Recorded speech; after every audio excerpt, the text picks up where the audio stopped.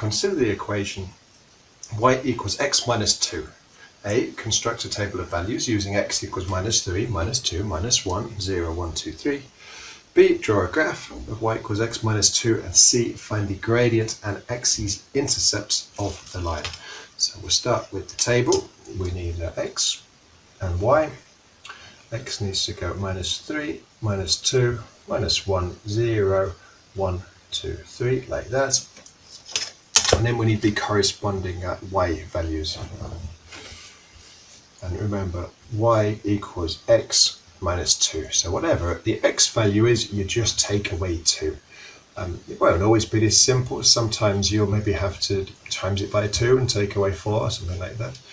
It might even get more complicated later on. There might not even be straight lines anymore. Maybe there'll be squares or cubes or something else. But right now, all you have to do, y equals x, and you take away 2.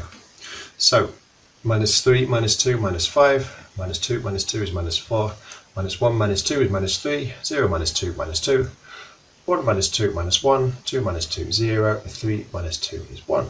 There's the table. That was part A. For B, the hardest part is always drawing the axes, kind of picking a scale. I've got quite a lot of room here. I won't maybe use it all, but if I sort of put my crosshairs in the middle here, and that's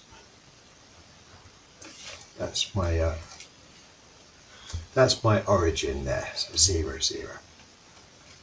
And whatever scale you pick, it needs to be even. Now you don't have to have the same scale for the x's and the y's. I think I probably will have in this case.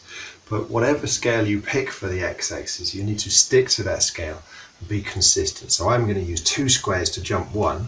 So that's what I do. I can't then use 3 squares to jump 1. So this is the point at 1. And then I'm going to, so 1, 1, 2, 1, 2, 3, and that's it. So 1, 2, 3, fill in the rest. And then the other way, I need to go down to minus 3. And I need to have exactly the same scale. So that would be from 0, minus 1, minus 2, minus 3. It is really important to be careful when drawing axes. A lot of people make an error with the scaling around the origin. They'll just skip. That'll be where the inconsistency of the spacing comes in. I'm going to use exactly the same spacing. My minimum y value is minus 5, so I need a bit more room down the bottom. So minus 1, minus 2, minus 3, minus 4, minus 5, and I need to go up to a maximum of only 1 actually, so 1 up there.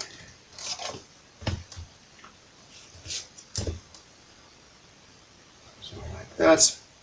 Just have your arrow. Now you could have, I quite like an arrow that points up, but you can sort of send them both ways to indicate that it goes on forever. I'm going to label this 1, minus 1, minus 2, minus 3, minus 4, and minus 5. Now you don't need to label every point, and actually it's gotten quite busy on there, so maybe I should have just labeled every other one, but it's done now. Okay, so then we just need to plot some points. So the first one, minus 3, minus 5, so minus 3 along, minus 5 up. That must be here. I plot with a nice cross. Minus 2, minus 4, same thing. Minus 2 along, minus 4 up. Minus 1, minus 3 is here.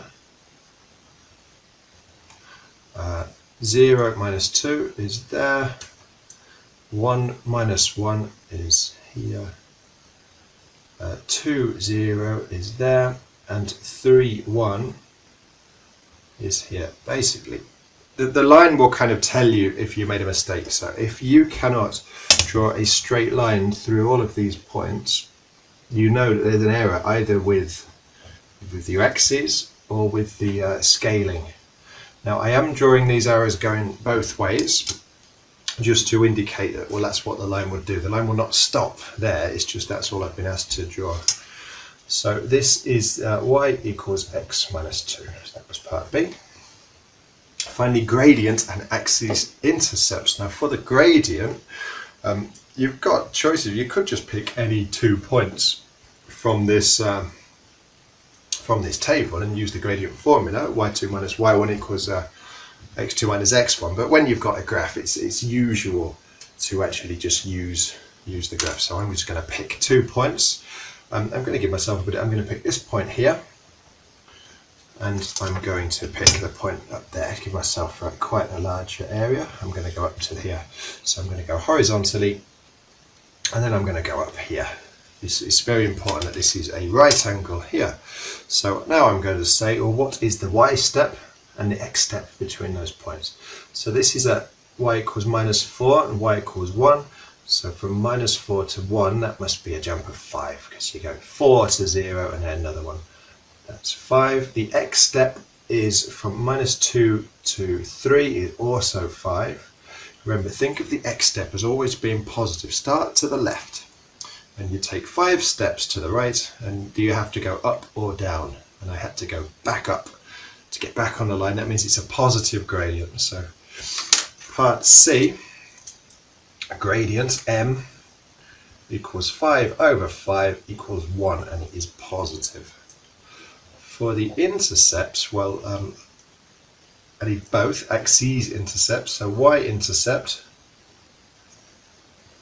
where does it cross the y-axis? What's the value of y when x is 0? Well, you can see it's there, and it's -2. Y-intercept is -2. And the x-intercept, where does it cross the x-axis? Well, you can see that is here, and that is at 2.